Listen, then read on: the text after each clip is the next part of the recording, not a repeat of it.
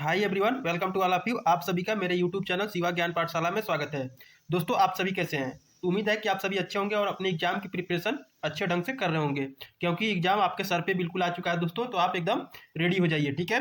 क्योंकि माँ विंध्यवासिनी यूनिवर्सिटी और उससे एफिलिएटेड जितने भी कॉलेज हैं, उन सभी स्टूडेंट का जिनका सब्जेक्ट केमिस्ट्री मेजर में है, उनका एग्जाम जो है 9 फरवरी 2026 को लगा हुआ है। तो आज की इस वीडियो में हम बीएससी फर्स्ट सेमेस्टर केमिस्ट्री के यूनिट 8, जिसका नाम है मैथमेटिकल कंसेप्ट फॉर केमिस्ट्री, के 2026 में आने वाले टॉप 50 एमसीक्यू को डिस्कस करने वाले हैं दोस्तों। और ये क्वेश्चन एग्जाम ओरिएंटेड है। किसके किसके लिए? माँ विंध्यवासिनी यूनिवर्सिटी मिर्जापुर और उससे एफिलिएटेड जितने भी कॉलेज हैं, उन सभी स्टूडेंट के लिए, और अदर यूनिवर्सिटी के लिए भी यह बहुत ही महत्वपूर्ण साबित होने वाला है दोस्तों, जिनका एग्जाम एमसीक्यू बेस पे होगा। क्योंकि यहाँ पे जितने भी क्वेश्चन कराए जा रहे हैं वे पीवाईक्यू और बीआईएमपी क्वेश्चन है दोस्तों। तो आप लोग वीडियो को स्किप थोड़ा सा भी नहीं करेंगे। आप लोग यदि यूनिट 1 से लेकर 8 तक का वीडियो देख लेंगे, आप हमारे चैनल के प्लेलिस्ट सेक्शन में जाएंगे, वहाँ पे केमिस्ट्री एमसीक्यू सीरीज 2026 के नाम से प्लेलिस्ट देखने को मिलेगा।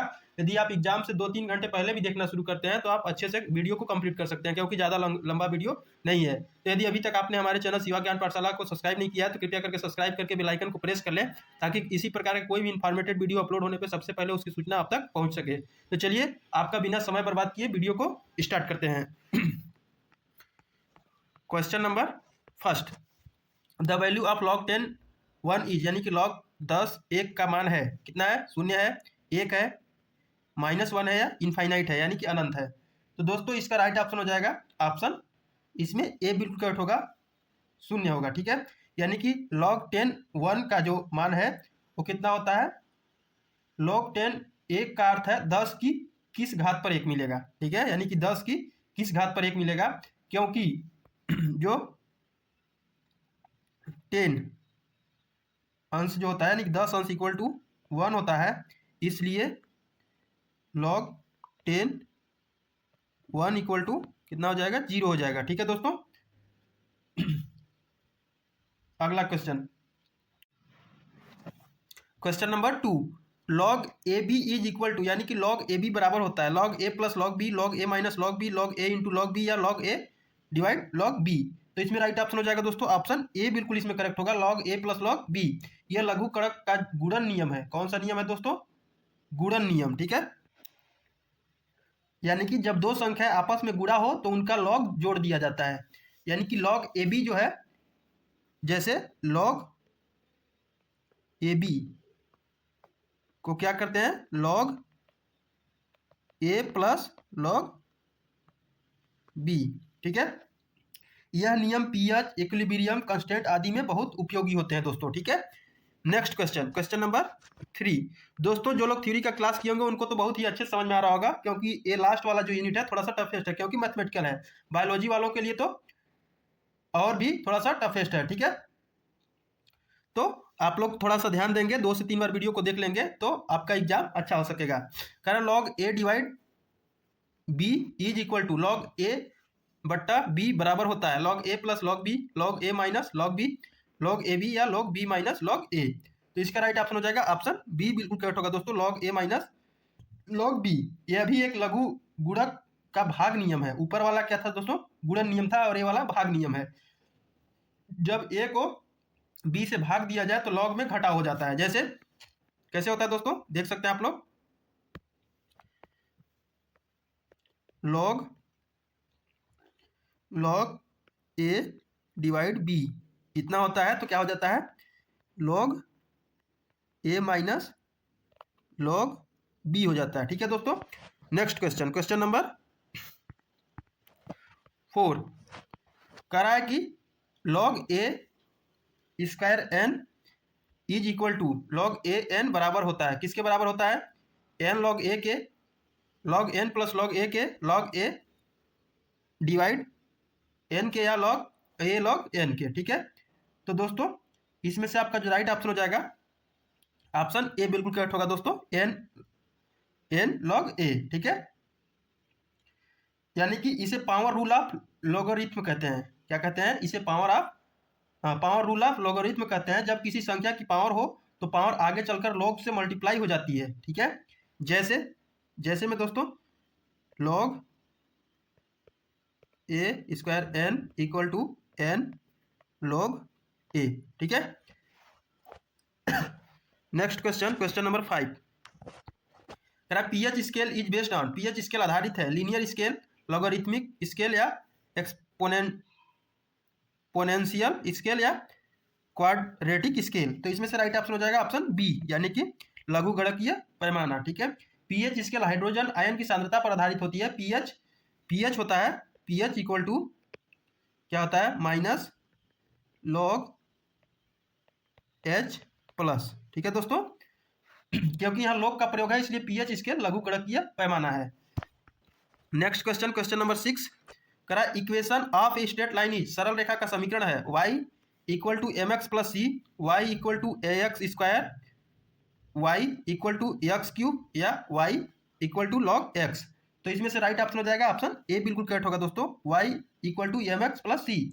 यह सरल रेखा का स्टैंडर्ड इक्वेशन है। यह इक्वेशन लीनियर ग्राफ दर्शाती है। साइन यानी कि यम इक्वल टू क्या होता है दोस्तों, ढाल होता है। क्या होता है, ढाल, स्लोप। ठीक है, और सी क्या होता है, सी इक्वल टू वाई, ये एक प्रकार का अवरोध है। क्या दोस्तों, अवरोध है। ठीक है, तो आप लोग इसे अच्छे समझ लिए होंगे। नेक्स्ट क्वेश्चन, क्वेश्चन नंबर 7 करा फार्मूला ऑफ स्लोप इज, ढाल का सूत्र है y डिवाइड x या y2 minus Y N divide x2 minus x1 या x डिवाइड y या x2 माइनस x1।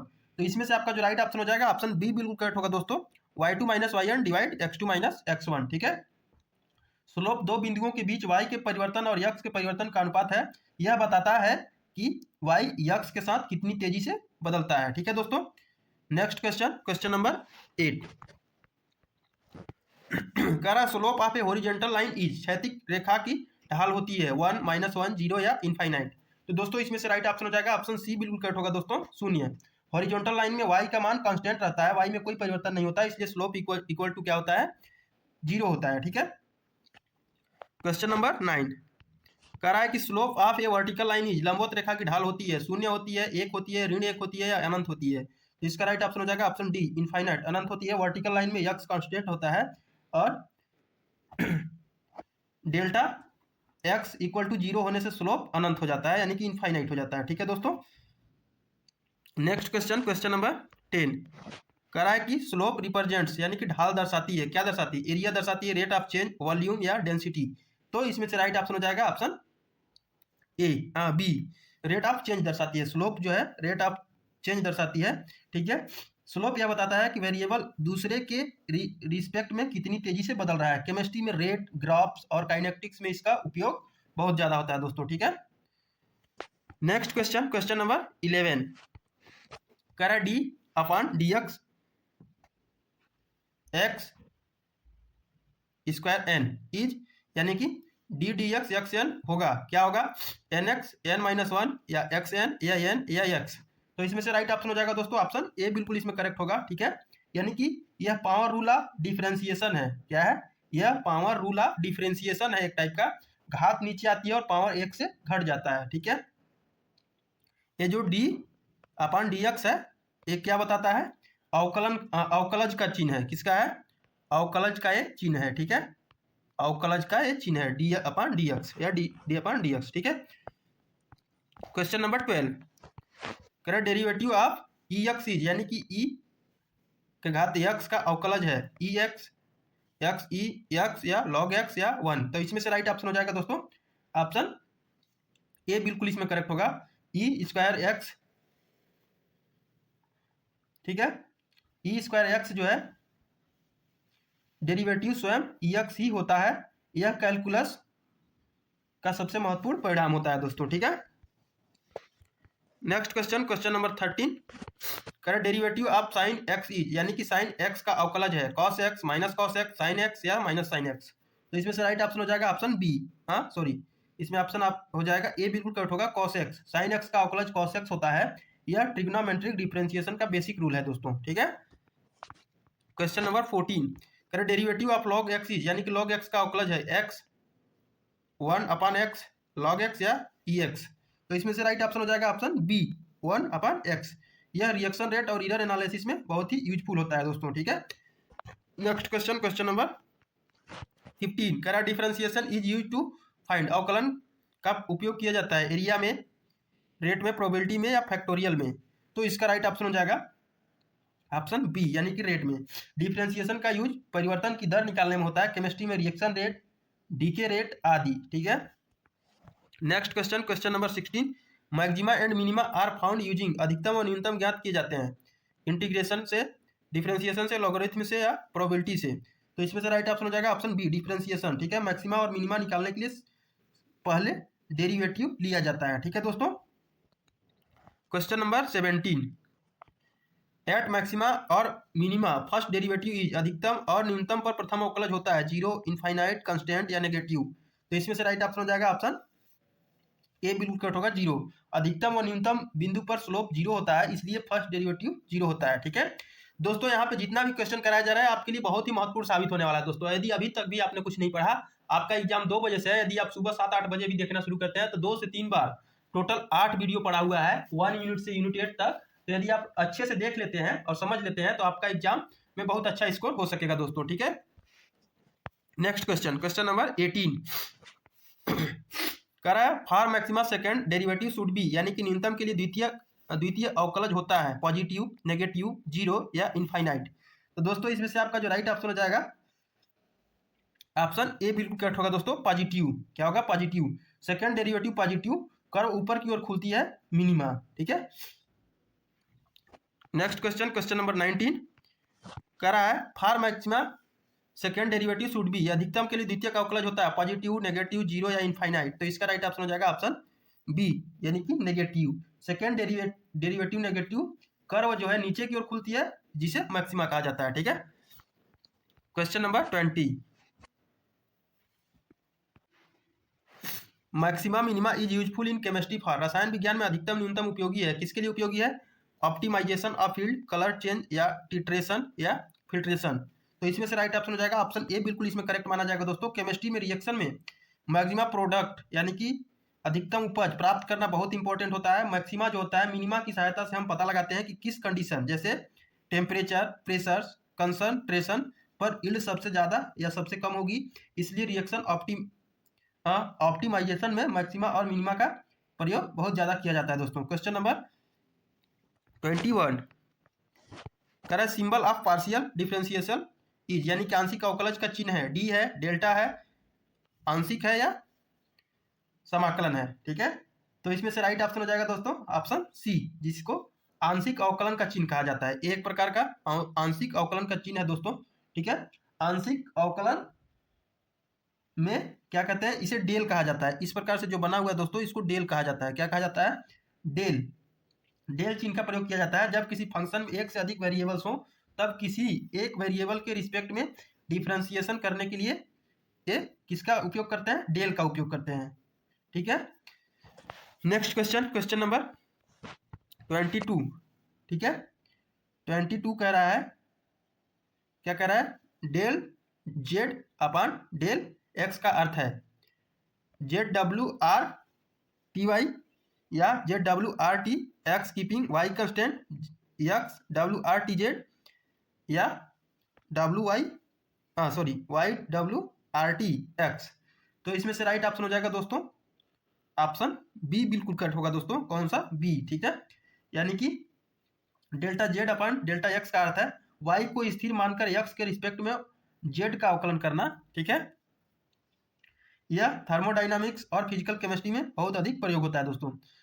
जो लोग क्लास नहीं किए होंगे उनको तो थोड़ा सा क्या होगा, समझ में भी नहीं आ रहा होगा। खास तौर से बायोलॉजी वालों को और भी नहीं समझ में आ रहा होगा, मैथ वाले तो कुछ ना कुछ समझ रहे होंगे। ठीक है, तो दोस्तों आप लोग यदि नहीं किया है क्लास तो आपकी कमी है। ठीक है, लेकिन फिर भी आप एग्जाम तो देंगे ही, उससे पहले वीडियो जरूर देख लीजिएगा। ठीक है, यदि वीडियो 1% भी आपको हेल्पफुल लगे तो वीडियो को लाइक जरूर करें, और 1K सब्सक्राइबर का जो टारगेट है उसे जल्द से जल्द कंप्लीट करेंगे दोस्तों, क्योंकि आपका एग्जाम को करिकुलर का भी 13 फरवरी को लगा हुआ है। तो उसमें यदि आप हेल्पफुल वीडियो पाना चाहते हैं तो 1K सब्सक्राइबर को जल्द से जल्द कंप्लीट करेंगे। आप लोग अपने कॉलेज ग्रुप, अपने फ्रेंड्स के साथ शेयर करके आप लोग बहुत जल्द से जल्द इसको कंप्लीट करा सकते हैं। ठीक है दोस्तों, और जितने लोग वीडियो देखेंगे लाइक जरूर करिएगा दोस्तों। ठीक है, next question, question number 23, partial differentiation is used for, आंशिक अवकलन उपयोग होता है 1 वेरिएबल, 2 और मोर वेरिएबल्स, कांस्टेंट फंक्शन या लीनियर इक्वेशन।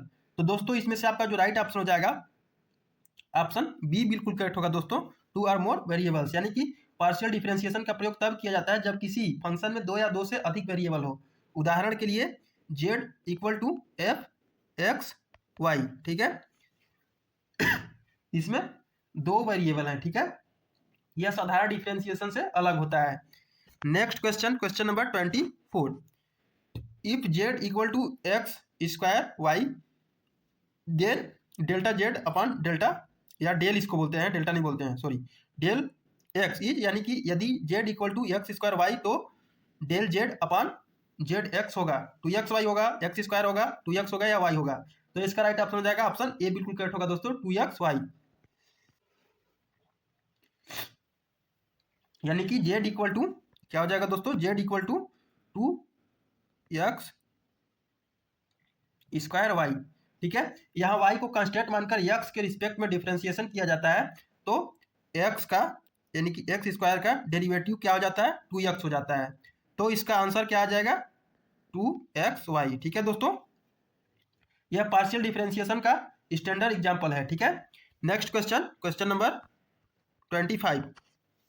दोस्तों ये चैप्टर थोड़ा सा हार्ड है, लेकिन आपको घबराने की जरूरत नहीं है, यहाँ से आपको ज्यादातर क्वेश्चन नहीं देखने को मिलेगा, एक दो क्वेश्चन रहेगा तो आपको उससे घबराना नहीं है दोस्तों। बाकी आप 7 यूनिट तक एकदम 100% उसे दीजिए, ठीक है। आप इसे भी देख लीजिएगा, ताकि आप लोग यदि देखे रहेंगे तो शायद आपके दिमाग में वो चीज बना रहेगा। Question number 25, partial differentiation is useful in, यानी कि आंशिक अवकलन उपयोगी है थर्मोडाइनामिक्स में, एटॉमिक स्ट्रक्चर में, स्टीरियोकेमिस्ट्री में, या क्वालिटेटिव एनालिसिस में। तो इसका राइट ऑप्शन हो जाएगा ऑप्शन ए, थर्मोडाइनामिक्स में। थर्मोडाइनामिक्स में प्रेशर, वॉल्यूम, टेम्परेचर जैसे कई वेरिएबल्स होते हैं, इन सभी के बीच संबंध समझने के लिए पार्शियल डिफरेंशिएशन का प्रयोग किया जाता है दोस्तों, ठीक है। नेक्स्ट क्वेश्चन, क्वेश्चन नंबर 26, कह रहा है इंटीग्रेशन इज इनवर्स ऑफ, यानी कि समाकलन का उल्टा है डिफरेंशिएशन, प्रोबेबिलिटी या लॉगरिथम या परम्यूटेशन। तो इसका राइट ऑप्शन हो जाएगा ऑप्शन ए बिल्कुल करेक्ट होगा दोस्तों, डिफरेंशिएशन, ठीक है। यानी कि इंटीग्रेशन और डिफरेंशिएशन एक दूसरे की इनवर्स प्रोसेस है। यदि डिफरेंशिएशन से किसी फंक्शन का डेरिवेटिव निकाला जाता है तो इंटीग्रेशन से वही फंक्शन वापस प्राप्त किया भी जा सकता है, ठीक है दोस्तों। क्वेश्चन नंबर 27,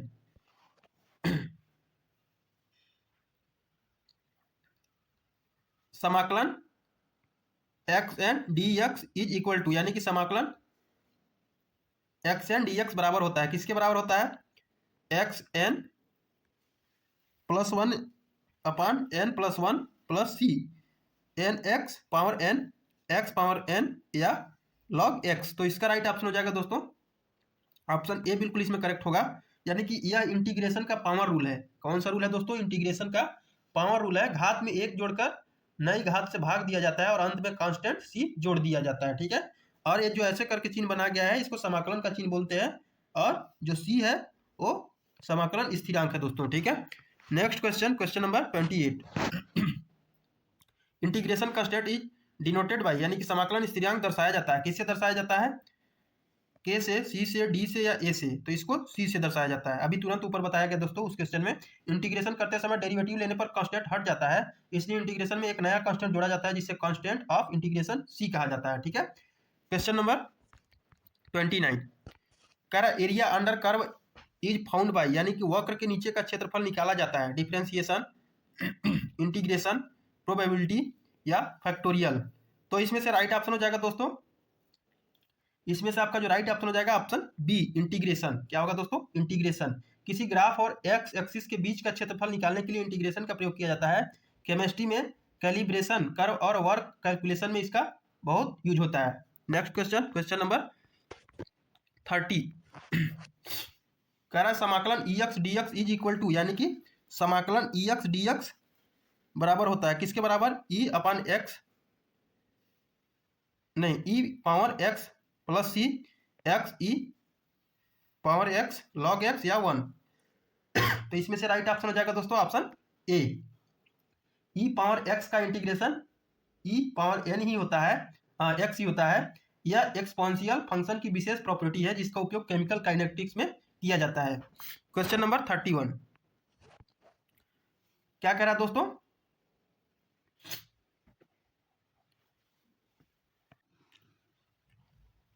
जो इस प्रकार का ये चिन्ह दिया हुआ है दोस्तों, वो किसको दर्शाता है? फैक्टोरियल को, प्रोबेबिलिटी को, लॉगरिथम को या इंटीग्रेशन को? तो ये दोस्तों फैक्टोरियल का ये क्या है? रिप्रेजेंट करने का साइन है, ठीक है, यानी कि चिन्ह है, ठीक है। यानी कि इसका अर्थ होता है 1 से n तक सभी संख्याओं का गुणन।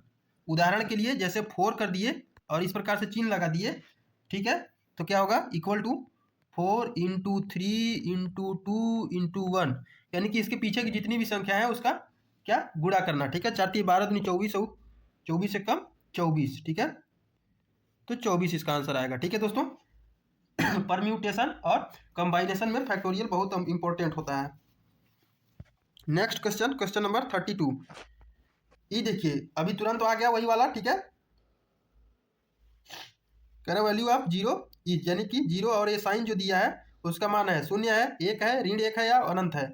इसका ऑप्शन हो जाएगा ऑप्शन बी, यानी कि इसका जो मान होता है 1 होता है या एक मैथमेटिकल डिफिनीशन है ताकि फार्मूला लॉजिकल रूप से सही रहे।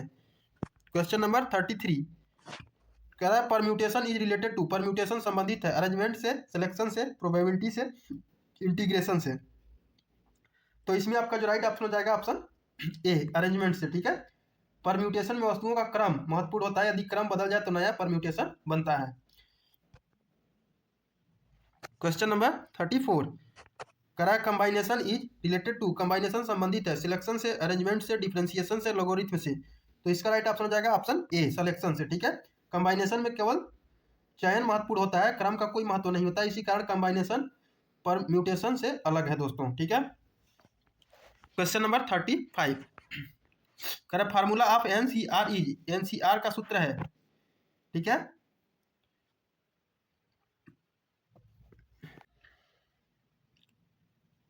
फैक्टोरियल, ये फैक्टोरियल का साइन है दोस्तों, factorial upon factorial N minus R factorial, ठीक है।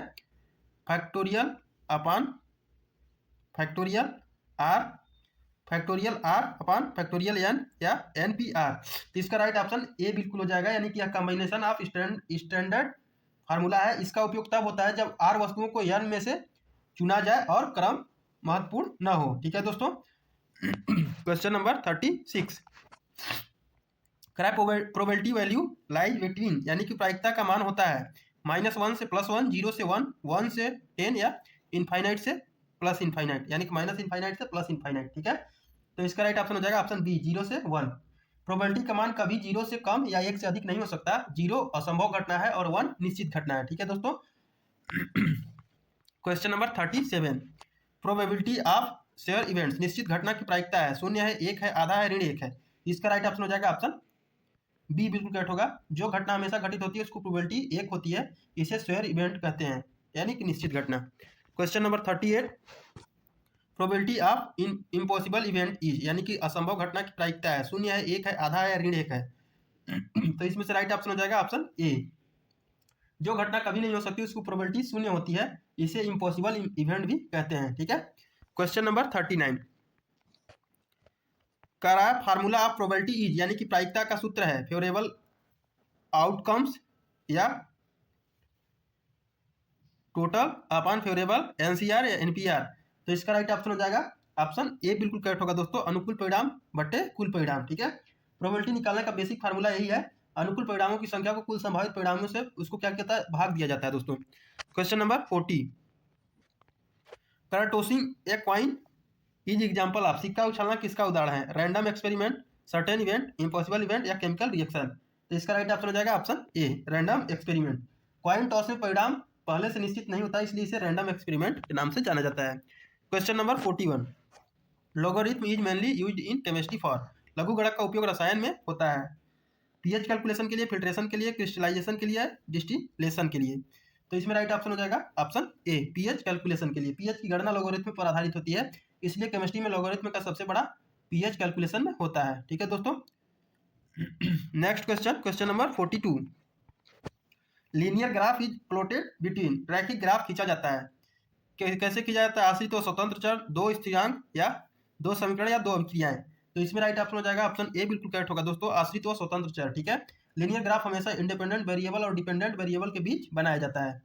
Question number 43 differentiation is related to, अवकलन संबंधित है रेट से, एरिया से, वॉल्यूम से या मास से। इसका राइट ऑप्शन हो जाएगा ऑप्शन ए, रेट से, दर से, ठीक है। डिफरेंशिएशन का मुख्य उद्देश्य परिवर्तन की दर निकालना है। केमिस्ट्री में रिएक्शन रेट इसका उदाहरण है दोस्तों, ठीक है।